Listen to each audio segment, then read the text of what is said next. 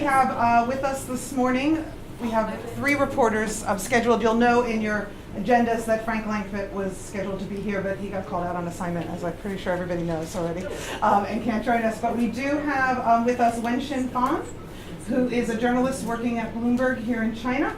He used to work at the New York Times and PwC, is that correct? Yes. Great. And I'm gonna let each of the journalists, we're waiting for Dawei Yu and we're waiting for Zhen Wang. They will join us as well and they'll introduce themselves when they come in. And I'll let Wenxin talk a little bit more about himself and then we'll open it up to questions. The one thing I want to tell you that Dawei may not tell you about himself, he works for Caixin Media and he was just a NPF fellow like yourselves last month. He came to Barcelona with us for the Lung Health Conference and was really great about saying he'd come here and talk with you all about being a journalist here. He is a science and environment reporter for Caixin here in Shanghai. But I will start off and let Wenxin talk. Thank you. Thanks. Hi everyone. I guess I know Dawei is on the way. He just called me a few minutes ago, so I'll be the first one to introduce myself. So Can you use the mic? sure. It's on. Just start on. talking. So Okay, sorry.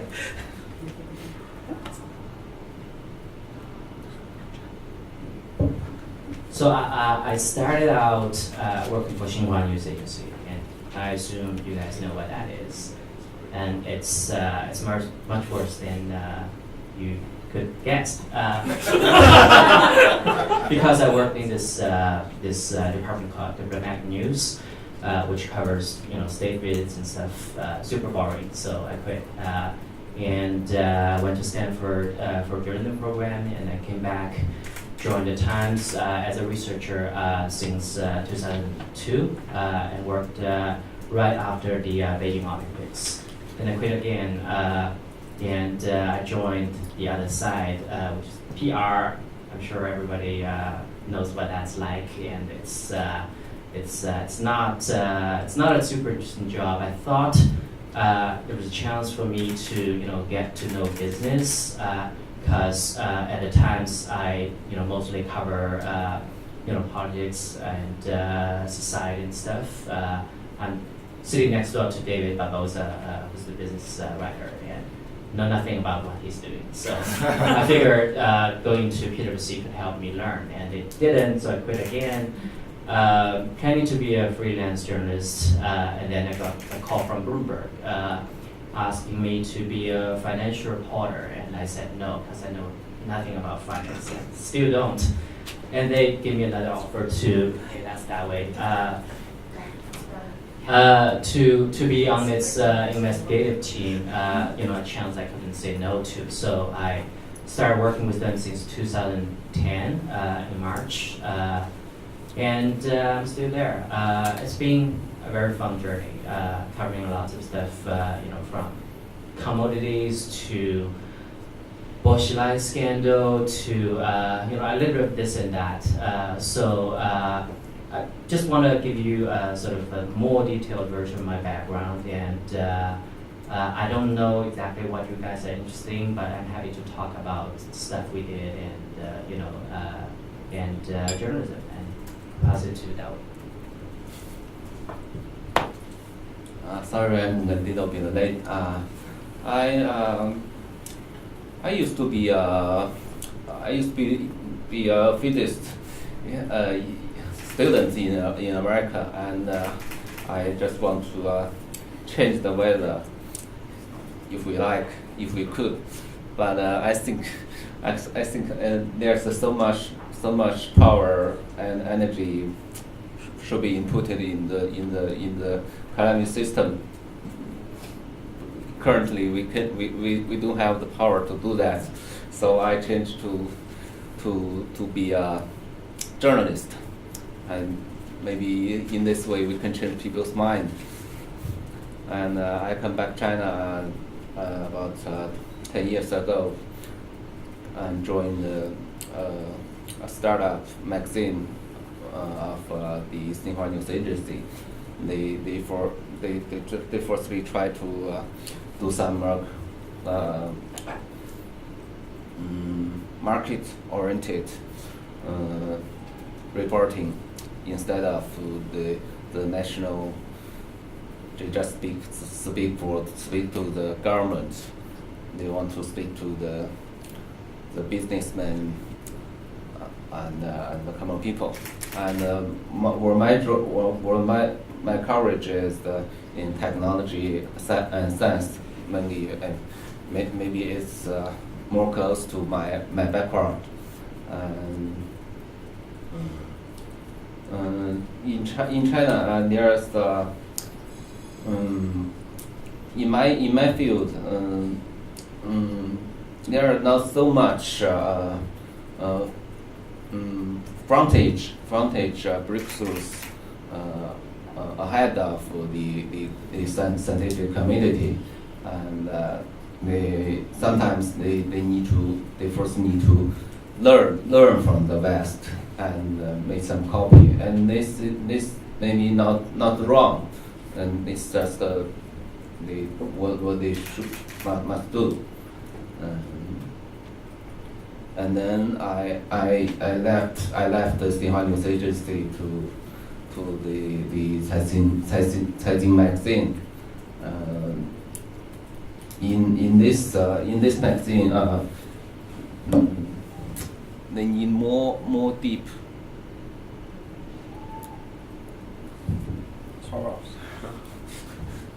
They need more detailed report about the story, and I need to talk a lot with people. In my former job, in your story, I maybe need to talk 4 or 5 people. That's enough. But in this magazine, I need to maybe decades of people. And then since my field is science and technology, I sometimes I feel void about about it because this field is too big. It's not like in some other media. They just cover one field, like aviation or transportation or medicine, or I just cover everything. Sometimes it's but in every topic, I just feel my knowledge is not so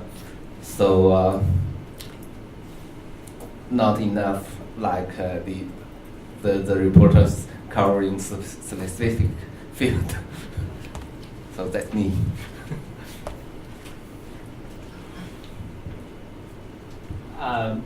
Okay, I guess we're here, so I'll cut the chase and go to the most boring part, which is methodology. Does anyone here know who Bo Xilai is or Wang Lijun is? So Wang Lijun is the police chief who used to work for Bo Xilai. So I'd like to share a story that we did at Bloomberg, and it will let you get to know some of the methodology. This is not business journalism, but it has something to do, and I'll explain why. So on February, I think 10th, 2012, and this was before Bo Xilai got sacked, there was rumor on the internet that Wang Lijun had fled, the police chief had fled into the U.S. consulate, right? And one of those days, there is something circulating on the Chinese internet, on Weibo, Chinese social media, saying he has boarded a plane to Beijing, and on the same plane were several people who believed worked for the national security ministry, so China's FBI, I guess. Probably it's a rumor, although it's a very vivid rumor because there's like a passenger record with the names, with their ID number, with their seat on the plane, and ticket number. So everyone's excited, right? And this is this like while the Bush Lai saga was developing, and Neil Haywood was just confirmed dead, and everyone was excited.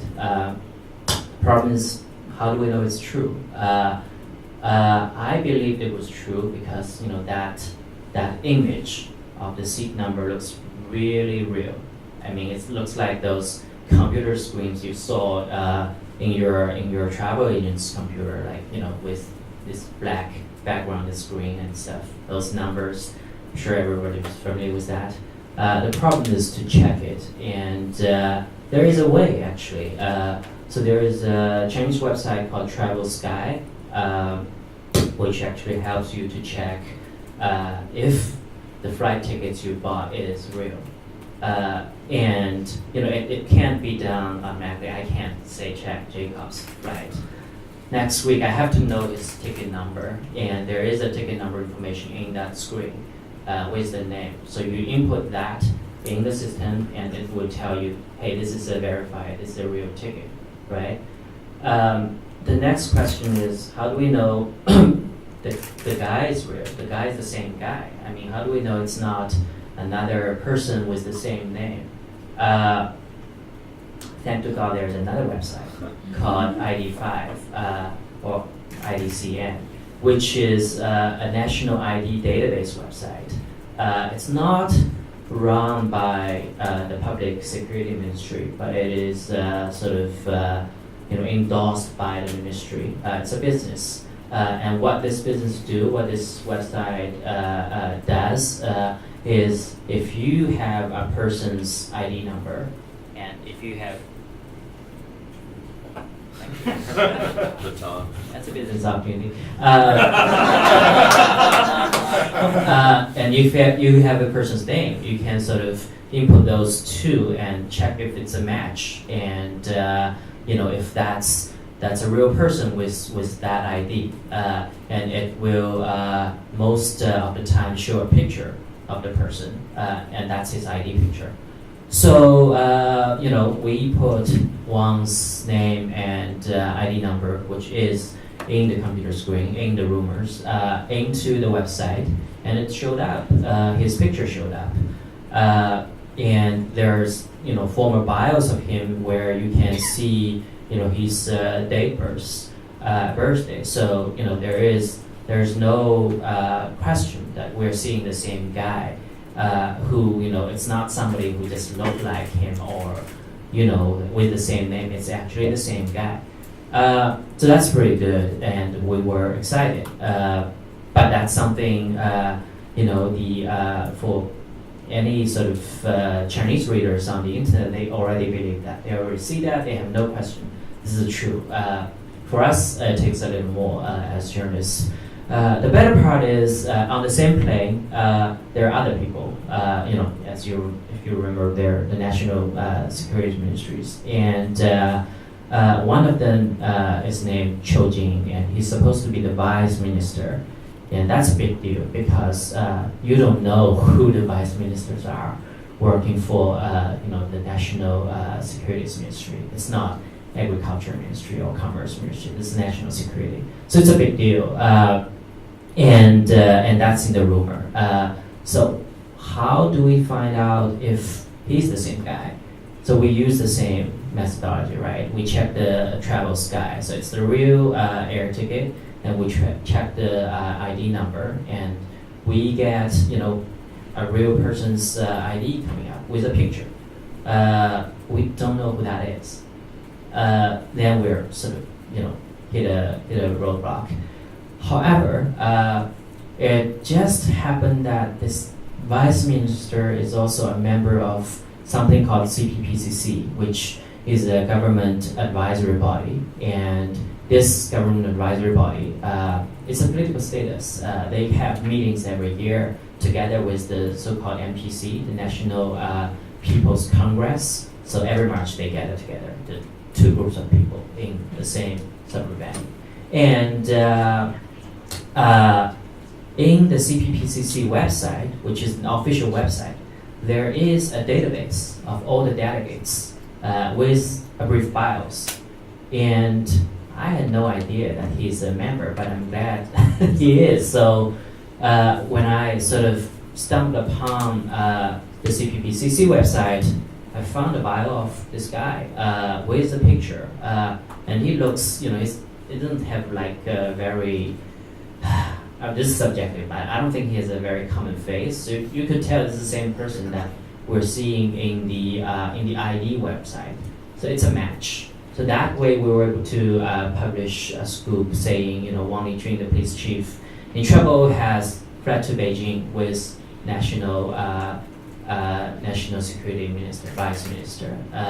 So that's kind of an awesome thing to do. I mean, it's not a huge sort of news, but the process is interesting because you can actually verify these information on, internet websites available to the public, and they're free, mostly free. You do need to pay 5 yuan on the ID check, and that's how they make money. And that's exactly what I want to talk about, that there are sort of this kind of resources in China today because people need to make money, because there are fake business like fake air tickets around. You need this kind of stuff to help people to check, or to help people to do background check, or do business. And these become very useful information for journalists who needs to do the very basic job. And that's something, if you're new to China, if you're just into journalism in China, you may not realize, you may not expect to have so much this kind of resources around you. And I'll talk about how we could use these to do some other stuff, some more sort of business-related stories. But Can I ask a quick question? Oh, I'm sorry. Jenny, let me. yeah, let's let Jen introduce herself and then Tom take questions. Go ahead. This is Zhen Wang. And Jen, why don't you introduce yourself and let everybody know about where you're working. Thank you. I'm so sorry for being late. So my name is Wenxin in Chinese. I worked for Caixin Magazine for 7 years. I recently resigned. Now I'm a stay-at-home mom. My daughter is just a little bit older than 1 year old, so I want to spend more time with her. During the 7 years at Caixin Magazine, I spent the first 2 years working in the headquarters Beijing, and then the later 5 years, I was a business reporter in Shanghai bureau as a correspondent. Where I participated and co-authored and also single authored some of the cover articles on Caixin magazines. And one of them is the price of fraud. I kept track of the dozens of Chinese companies listed on Nasdaq in New York Stock Exchange that conducted fraudulent frauds on their books, and interviewed all kinds of the institutional persons, including the legal person and the 4 big auditors and all of these people. And then I was even contacted by the national security after the story was published on Caixin magazine. And then they asked me about one of the British person who was in jail nowadays. At that time, it was 2 years ago. And then I was very surprised that later this person was in jail in China. I'm not sure if you have heard of this. I cover a wide range of subjects, ranging from litigations, business litigations, to the trade, international trade. Recently, there were a lot of cases involving Chinese export companies, including the solar panel, the wine. So a lot of the trade disputes between China, US, and the European Union. And also antitrust and countervailing duties, and a lot of these trade disputes. And also recently, I also wrote about the TMT sector. Some of because this is really the hot subject of today, and all the reporters are trying to write about these big heads in China involving the TMT. So I just stop here and I pass the phone. My former colleague. Actually, we worked together in Shanghai bureau for several years. And then he moved on to Caixin magazine. And I stayed. Actually, she stayed in Caixin magazine, and we, the leader of our group, quit quit with all of us to build a new magazine. Another great business story there. Tom, do you want to ask a question? Yeah, the story about the flight, I was curious, in terms of the national ID database, you said it comes up with photos of the people. Where do those photos come from? Is it from driver's records or license records, or where do those photos come from? No, we don't have like the same system as the US. We have something similar. Every one of us have a Chinese national ID, which we use every time. You guys need to use your driver's license. The same thing, different system.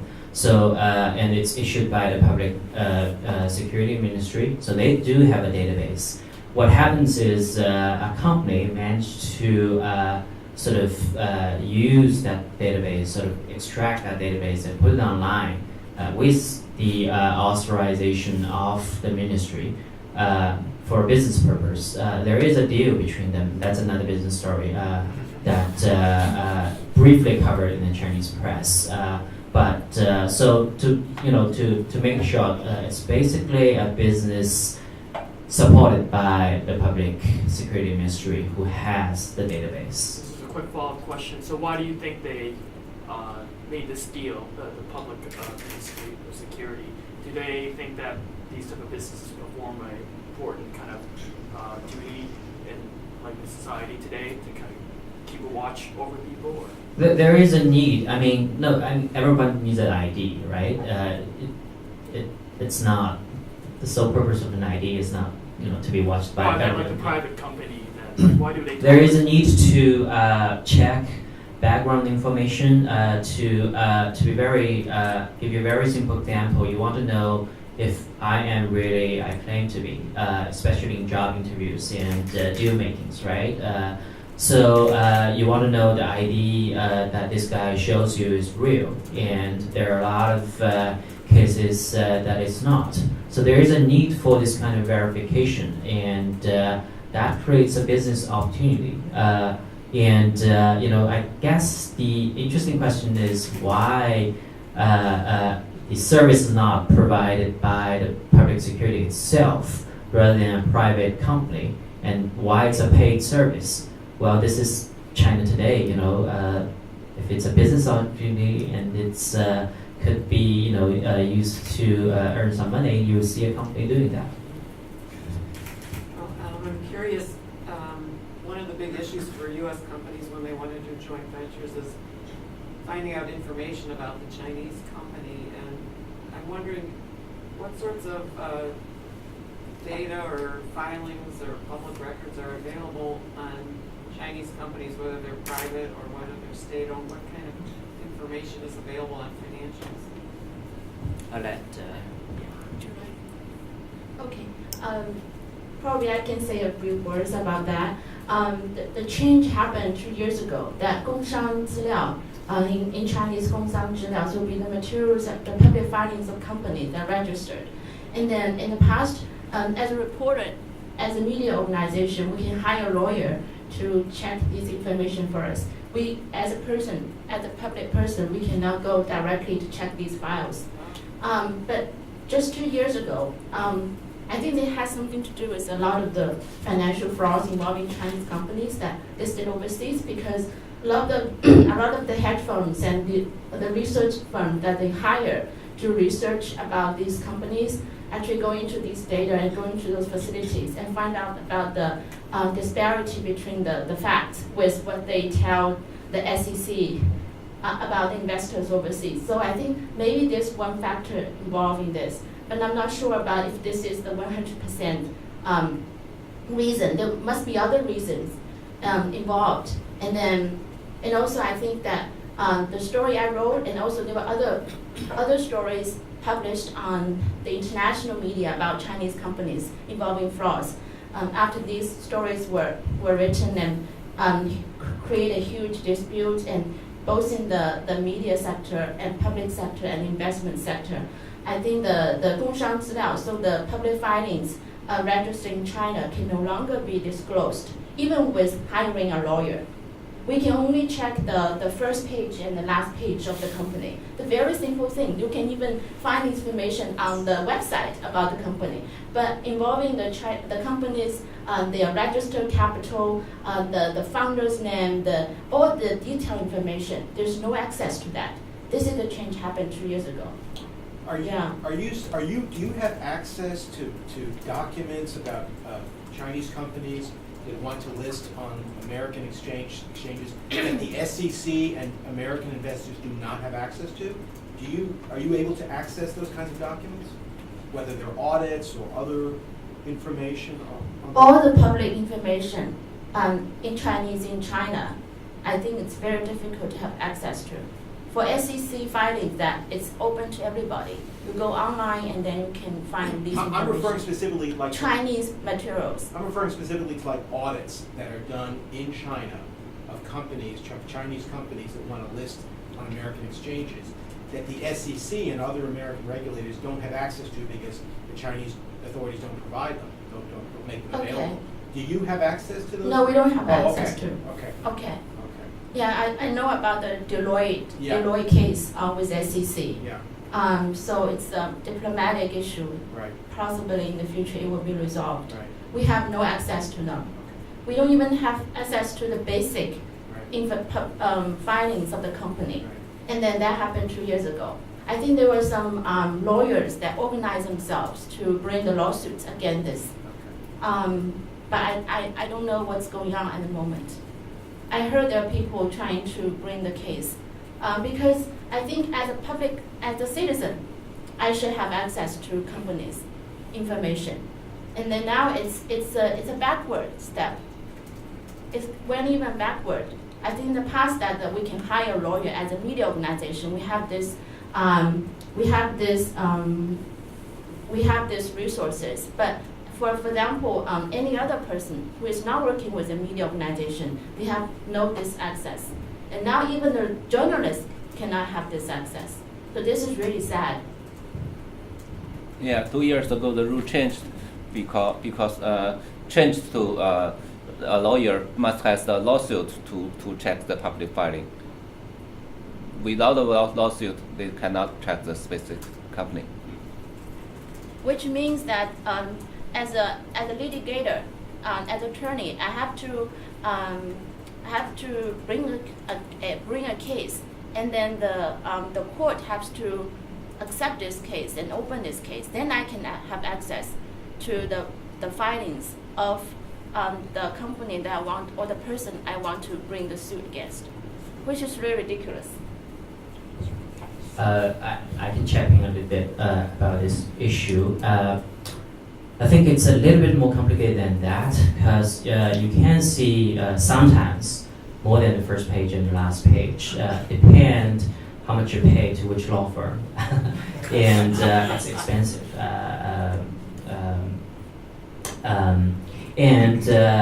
Another change that happened is there are more. This is so-called the SAIC filings, SAIC website, which is the state Administration of Industry and Commerce. So this is like the basic picture of a company you want to check.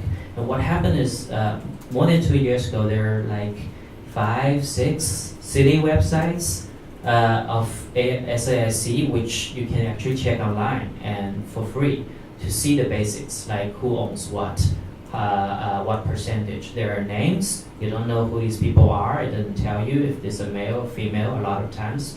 But you can see, these are the owners. This company owned this company. This is the past owners 2 years ago. And this is the board members. You can see in some cities like Beijing or Shenzhen or Shanghai, and I believe Chongqing. In other cities, you need to pay or register, and it's complicated. So about 2 years ago, or maybe 1 year ago, I couldn't remember, there is a change. There is like this new website that is a national SAIC, where it allows you to check companies everywhere in the country with those basic information. And it's you can put up on your England page if you want. So it's a pretty good progress because there used to be very little way to check remote company in say Tibet, and Tibet is especially dodgy place in terms of checking these things. Now it's actually available on those websites, and it gives you the very basic information you need to do due diligence. But it's true what Julie and Dawei said about getting those information from the lawyers. The rule has changed. Some lawyers are in trouble, in jail, partly because of this, probably as an excuse. But it is more difficult to find a law firm to get the complete documents of a company, even though there is a legitimate reason. And so sometimes lawyers fake a lawsuit, and it's hard. It's been difficult, and this is I don't know if the frauds involving the Chinese company in the U.S. is a reason for that. There is certainly speculation that is part of the reason. Another speculation is this has something to do with the New York Times story and Bloomberg story about the wells, and who knows if it's true. But it's been back and forth, and it's been good and bad happening at the same time. But these guys know better than me. It's certainly more difficult for journalists in China to get the same kind of information that they used to get. And if you guys are aware of the GSK case, Peter Humphrey, the name, the private investigator who went to jail with his wife. They do this kind of business, background checks and company checks. And this SAIC filing is the very first step they would go as a due diligence company. And now it's been, it has become very hard for this kind of investigation. I'm interested in kind of your everyday journalistic life in terms of, before we came here, we heard a lot of stories about, because we're journalists, if we're in China, we might be followed, our electronic devices might be monitored or bugged. Is that something that you are worried about, and how do you deal with that? And do you feel like you're being spied on? Do you feel like your privacy is constantly being monitored? Once I was tapped, and I knew the national security because they invited me for coffee twice, and then another group of national security called me again, and I said, okay, you should internally discuss this matter. I've already told you all the things I knew. There's really nothing I can hide. At that time, they asked me something about Peter Humphrey, because I quoted him in my story. He runs the business China Wise Group. It's an investigation firm, and actually all the private, local private and international investigation companies are illegal in China. They actually there's no open for this kind of business in China unless that it is national security firm. So after that, my phone was tapped, and I have the phone number of the person who I met. So I called him and said, "Why did you tap my phone?" And he said that, okay, you should change your SIM card because we didn't.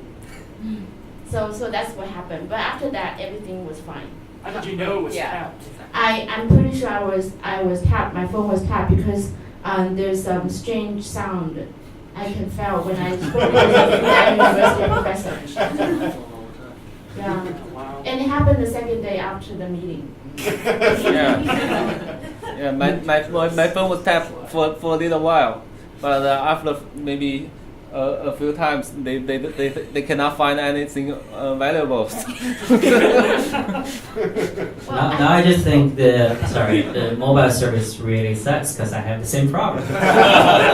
Well, I'm not sure if it is true, but there were 5 journalists in our Shanghai bureau at Caixin Magazine, and as far as I knew, all my colleagues' phones have been tapped once in a while. And one of my colleagues, her Gmail box was hacked. I think surveillance is something we as journalists in China have to deal with. I don't think, at least for me, it's to an extent that it paralyzed the way we work.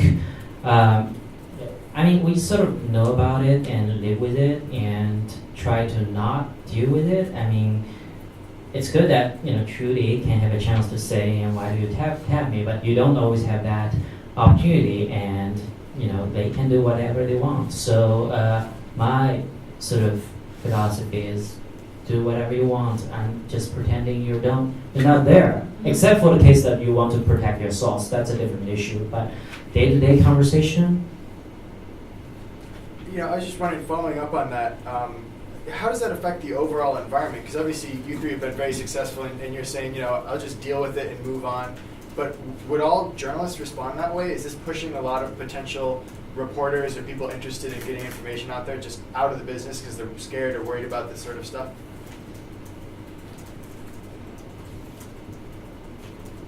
I don't think all the journalists are tapped. I don't think so.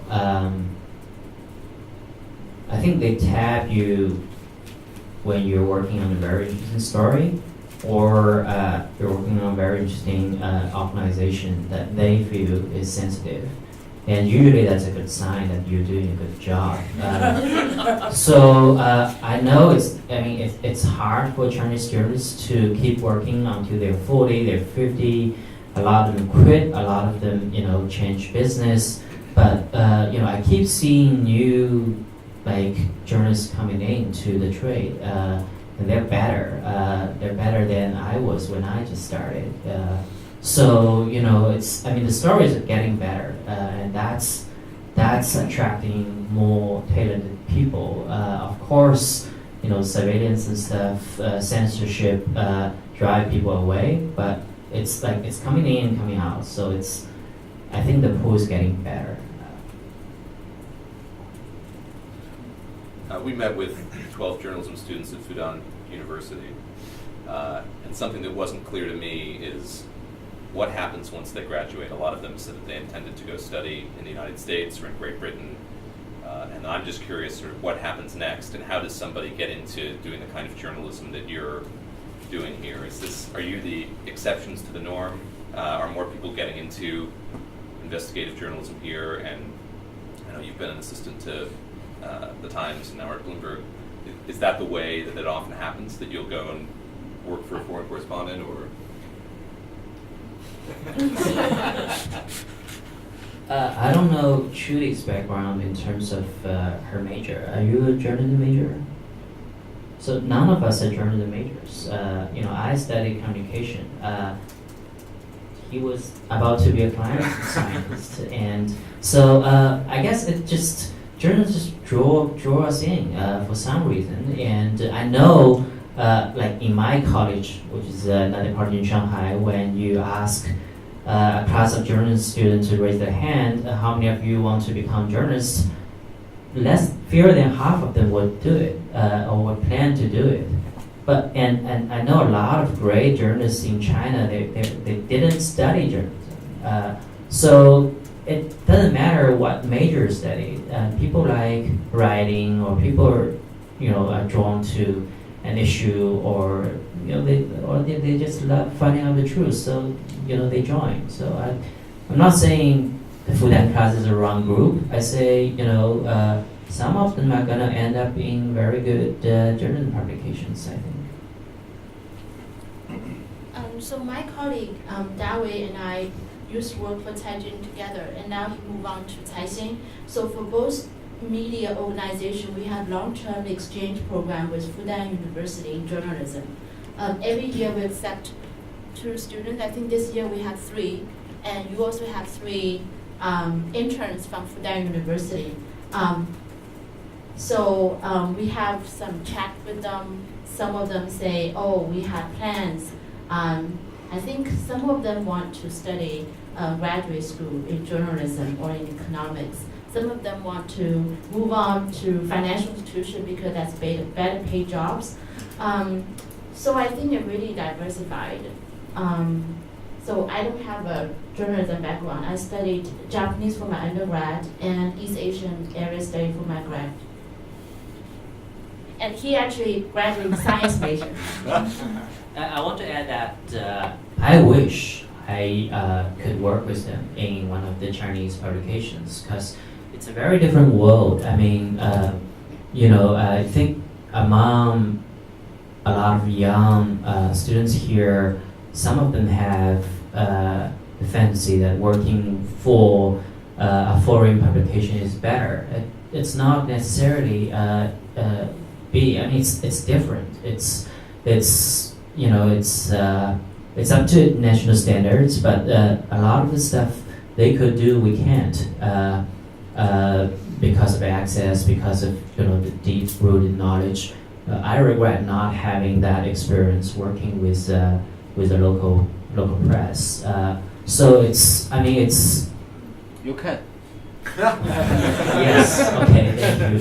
I can't. Well, you guys should let Dawei tell you about. He covered the train crash a couple of years ago. And that's something I could hardly do because of my, I'm associated with the foreign press. It's not impossible, but most of the time it would be more difficult. Yeah.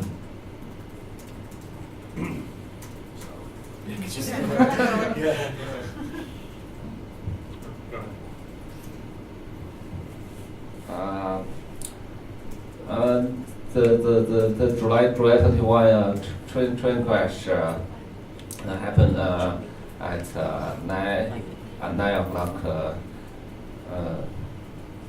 p.m. 9 p.m. In the night, and what we know is it's 10 and a half, and we just drive for 5 hours to the site, and talk with the passengers, the rescuers, the local villagers, what happened last night, and I think during this process, I don't think I have any advantage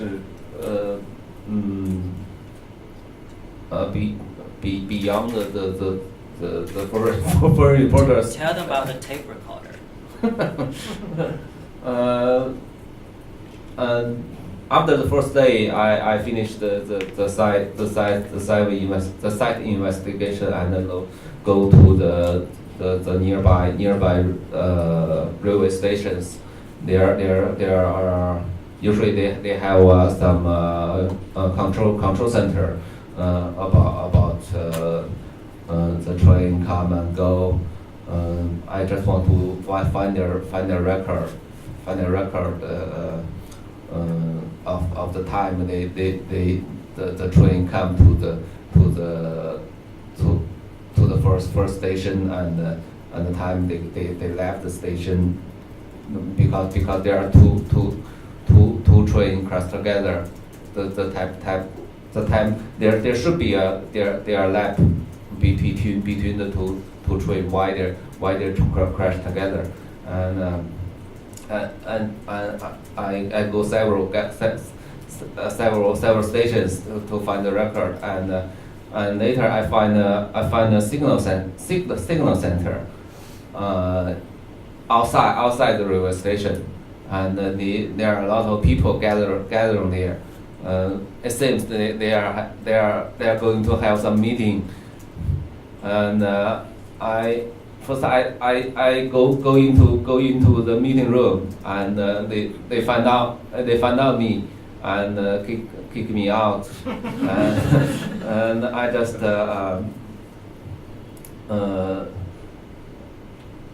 before I get out, I left my recorder in the room, and I just wander around the station and talk with the people waiting outside. Maybe they are contractors of the river system, of the signal system, or some wire system. They are talk. I chat with them. They first they didn't ask me who I am, and they just worry about their if there are some if they will pay some responsibility to the accidents, and but after a while they ask me who I am, and I first I didn't answer, but later I just don't like to lie to people. I just say I'm a journalist. I just want to know what happened, and they are polite to me. And although they are polite to me, then they will no longer talk to me. And I just wait nearly 3 hours outside the room, and occasionally they come out and say you will not get anything valuable here. Just leave. I just stay, and at lunchtime they bring some McDonald's to them, a lot of McDonald's, and so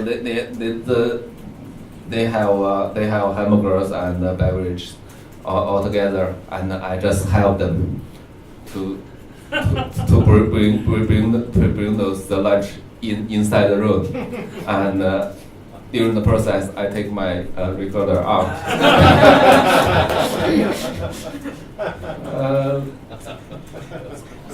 But there's about 2 or 3 hours of recording.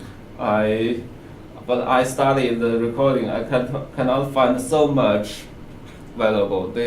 Because they talk so technical. I just found some a little bit, maybe.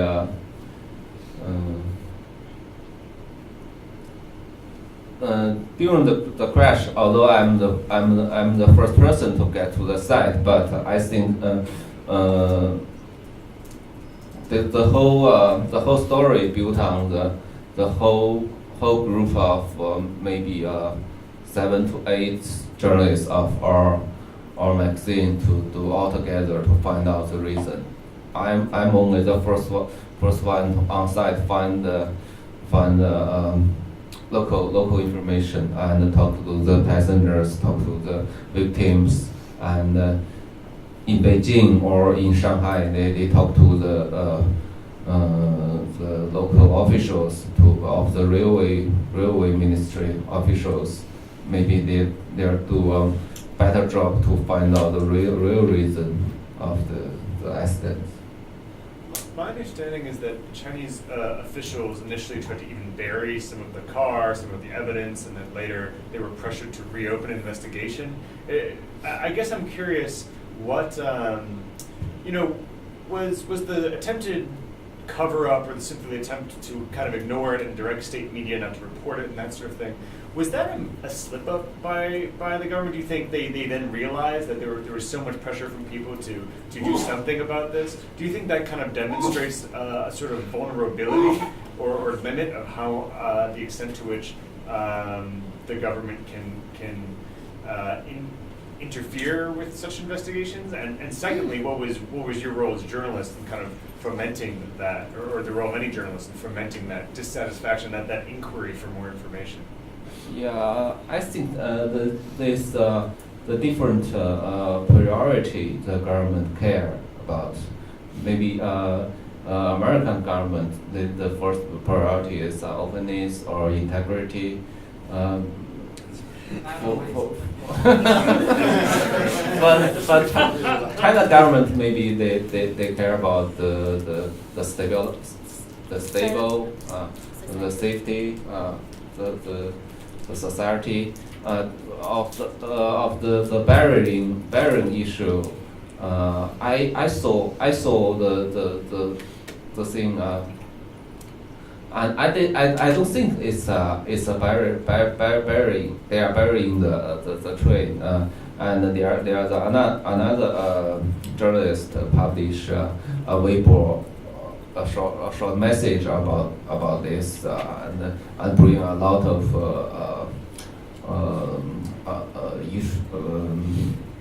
bring a lot of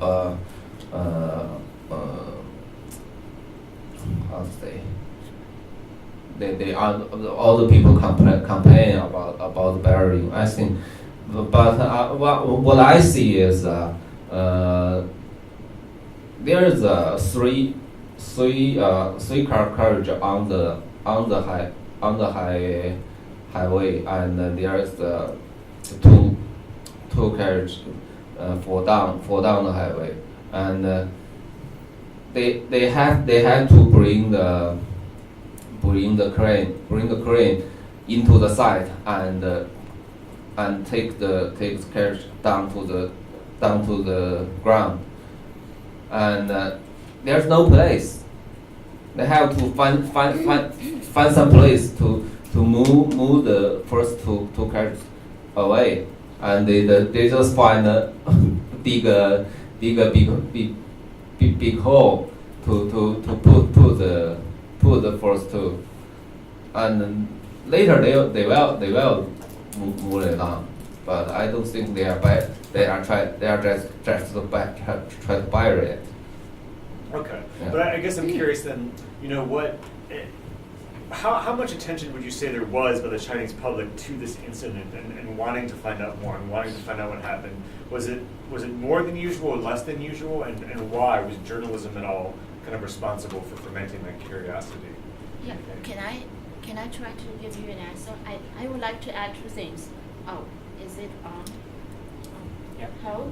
Oh. Yeah. So, as the mainstream media reporter, the priority is to report as quickly as possible, because if Caixin or Caixin report something, and then it could create a huge dispute in the public, and then the government will be under pressure to start investigation of an incident. I remember in 2009 there was a collapse of a building in Shanghai.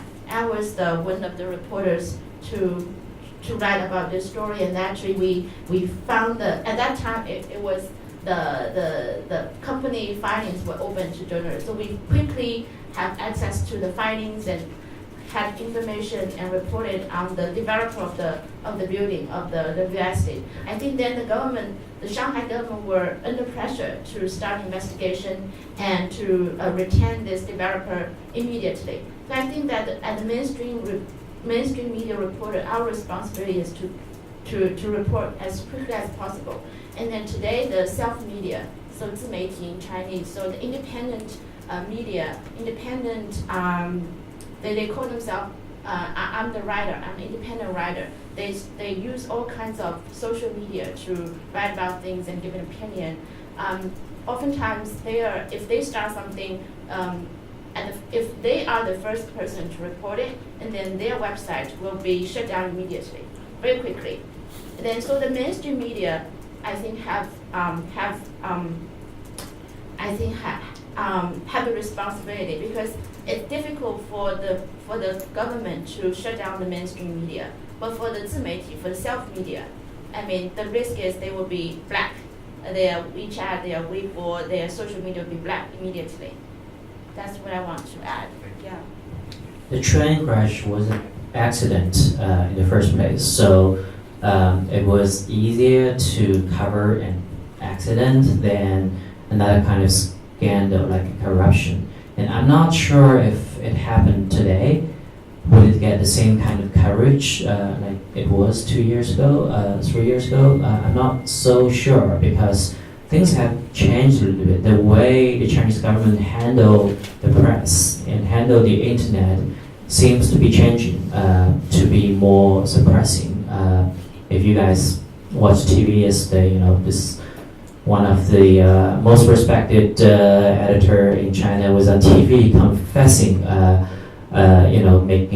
getting money from deals. I mean, it's been constantly changing in terms of the way that the environment we live in. But there are stuff we can cover, and accidents are one of them, and it can grow to much bigger things, much meaningful topics. But at the time, it was a very well thoroughly covered story. I was just wondering if you feel like the Chinese government is maybe like fighting a losing battle in terms of trying to contain information on the internet or censor information, given how quickly the internet is expanding and growing, and there's all sorts of different ways to access types of communication now. And from what I've heard, the censors are having a harder time now keeping up with everything, or they're maybe having to employ or deploy more resources to keep the internet sort of at bay. Do you see that? Do you see it reaching a tipping point at any point, or are they still pretty successful in guarding information on the internet? Actually, very quickly, there seemed to have a tipping point. The way you described, I think that tipping point has passed, and the illusions are gone. I think that it looks like today the Chinese government is very skillful in handling the internet, in getting the information out and gone. I mean, there are stories that's out, and you would argue that are allowed to be out for a while, and then they're gone, and then people stop discussing them. So it's it's not like you don't know something happened. It's like something happened, you knew for a while, then it's gone. People stop talking about it, even on the internet.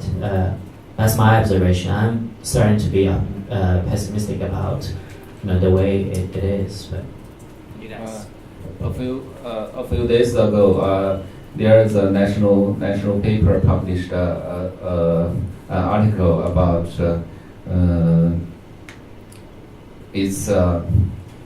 they talk about the people just give positive comments to the government for free.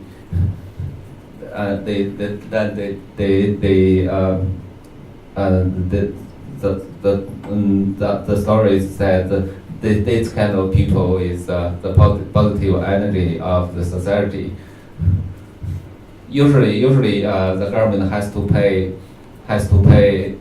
for a lot of people to give the positive comments to whatever government say or do, and they got 50 cents per comment, and after that, there's a lot of people in the internet. They just do it for free. So the government like that. So in other way, you can find the weakness, some weakness of the government. They cannot afford to pay everybody to do the positive comments, and they want somebody do it for free. What about a story like the Hong Kong protests? Is that an example of a story that's the most difficult to report, or at least to disseminate information on, just because of how incredibly sensitive that issue is to the Chinese government? What has it been like, not necessarily for you all, but maybe just for others in the Chinese media, to report accurate information on the Hong Kong protests and to have it stay out there, especially online? What has that been like? Yeah, the Hong Kong protest. As far as I remember, it was the voice was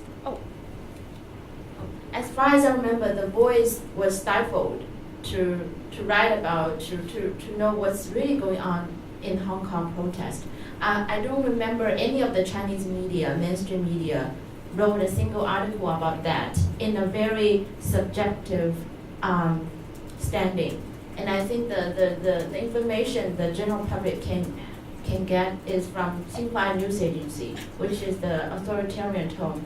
And then it was really biased if you watch the CCTV news broadcasting. And then they quoted several opinion leaders, including a professor in UK unbelievable. And then several people, and then they say, oh, Hong Kong people enjoy such a good democracy, and now they ask for more. So at that time I was already staying at home, but I can't believe this is, I mean, the true voice was stifled for sure. So this is really a self-retaining, self-constraint for the reporters. Really sad.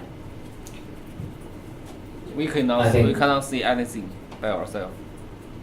Even Caixin and Zhen Wang did not write a story on that. We Because- can. Why is that? Why did you not write a single story on The government the government tell us do not that? mention. Don't even dare do it? Yeah. And what if you were to? Yeah, you can write a story, you can write an opinion on the social media, and then it will be black and shut down immediately. It's like turning a story about democracy into a debate about patriotism, if you know what I mean. So the coverage here, everything is like an op-ed piece on the one side, on the government side, and if you want to do objective reporting, you're not allowed to. I mean, if they want to do that, they'll probably be shut down, or I don't know. But simply the issue would be pulled out of the shelves. Just to follow up on that, how is that conveyed to you? I mean, how does the government tell you what you can and cannot report on? How frequently is that happening? They don't call me. And then they don't give any record. They just give a call, no fax or no email. Or they just give a call. To your editor or? Yeah, How often does that happen? I don't know. I only know what's related to me. Yeah. I'm curious what you see as the most common mistakes of U.S. reporters when they first come over here. How can we avoid being really naive in our coverage? Talk more with local people. Always like when we first come to America or somewhere else, just talk more with the local people, different people. Recently I was invited into a Journal Moms group. It's a WeChat social media thing. So these are international reporters in China. They are all new moms. So we have this sharing this information, and I noticed that all of them can speak good Chinese. So I think the master of the language is very, very advantageous. Yeah. I'm not sure how to answer that question meaningfully, but so yes, it's sometimes it's a different readership you're serving. So as a Chinese reader, we see in the American press something we find really boring, but it sells to the American readers. That's not a mistake. That's just different way of seeing things. Like Bloomberg just did a story the day before saying, in Wuzhen, the city nearby, they're having a World Internet conference where, for the first time, Twitter is, well, not for the first time, but for 3 days, Twitter is accessible, and so is Gmail. So it was circulating around the world, and we find it boring because such things happened in Beijing, INPEC, and elsewhere before. So why bother? Of course, this is the internet conference, so here's the irony, right? We get that, but so it's. I mean, I think new. Well, not necessarily new. I mean, a lot of times we go for good narratives. They're interesting. They sell. They catch the reader. But they sometimes they're kind of shallow. The way to follow a story in a fun way may not be the best way to understand issues. And I don't know if it's a problem for newcomers. I think it's a problem everywhere. And to be able to understand things to its in-depth, and some of the stuff are really complicated here. I don't dare to touch some of the subjects quickly because I think I don't know what the truth is in 1 week. But you gotta deliver. So that's probably something everyone here has to deal with. And one of the challenges I have encountered is to report objectively. I mean, it's a very basic rule, but I think it's getting more and more difficult. As today, a lot of the influence from the commercial sector, from the private sector, it's not only about the government control on the media, but also a lot of the influence from the PR, from the private sector. So it's independently in alliance with independence objectivity is getting more and more difficult. And also, I think in the past, when we were trained, we were told to write objectively. That's the first priority. And then not to give an opinion in the story, let the readers to get information and make their own decision. But nowadays, I think we are invited to write opinion piece, and even though to write a story, to report on an event, on the news, and then we need to give an opinion, and give an conclusion, give a solution even. So I think this is one of the challenges and trends in the Chinese media, and perhaps and also in the international media. Why are you being asked to give an opinion or propose a solution? Because now that everybody, any citizen can be a reporter. Using the social media, can shoot a picture and just get access to internet, and then I can be the first person to report on the event, report on the incidents, and then to add value to that as a reporter in the mainstream media, and then we are called on to give an opinion and find a solution to the problem. So I think this is one of the trends, I guess. I don't know if you agree. Yeah, facts don't enough. So I have a financial question. All over Shanghai and other Chinese cities I've heard, there are these enormous apartment complexes going up. It seems like there are millions of new apartments being constructed just in Shanghai and west of Shanghai.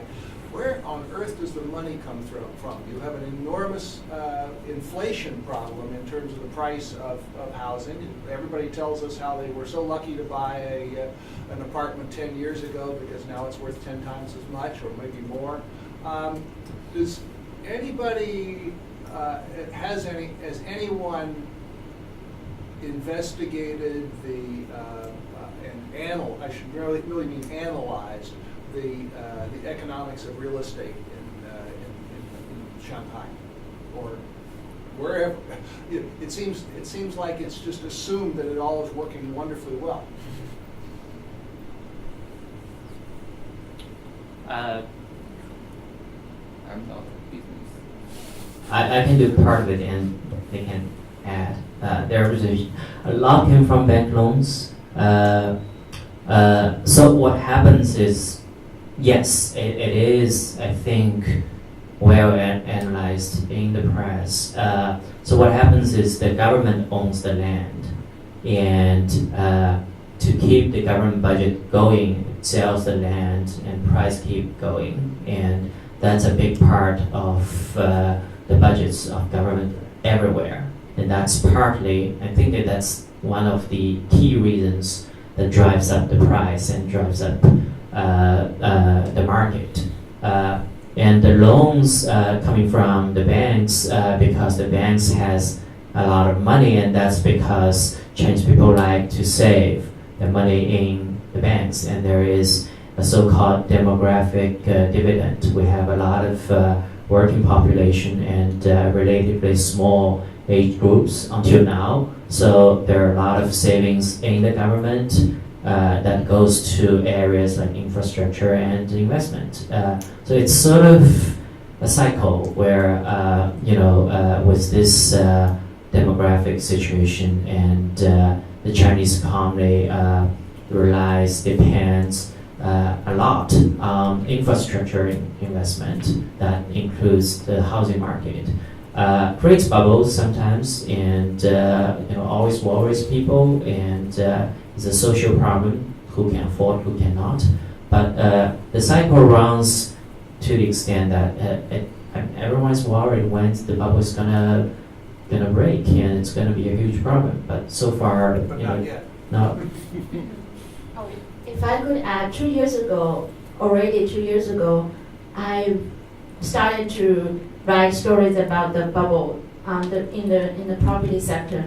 And I remember there were 2 articles my colleague and I co-authored, and we interviewed JP Morgan, a lot of the analysts at JP Morgan and UBS, and I find out that, and also the Japanese securities companies. And actually we found that 2 years ago already the bubble burst happened. It's just not disclosed to the general public. The general public do not realize, but it's actually happening already because it's a negative growth. And the National Security Bureau releases information every year, every quarter, about the price of the new buildings and the price, selling price.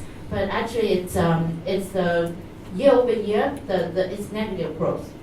And it depends on the first tier city, second tier city, third tier city. The negative growth is more obvious in the second and third cities. And like Beijing and Shanghai, these big cities, the price is also falling, but it's not as obvious as the second and third tier cities. So my own observation is in the next 5 to 10 years, the real estate price, the commercial residential price will be up and down about 5 to 10%. And if you consider our inflation over the next 5 to 10 years, then I think it's negative growth. So the bubble burst happened already. That's my own observation. Okay, we need to wrap up this session, but I'm sure you 3 would could stay outside and chat with the journalists for a few more minutes and have a cup of coffee. So we appreciate your time. Thank you.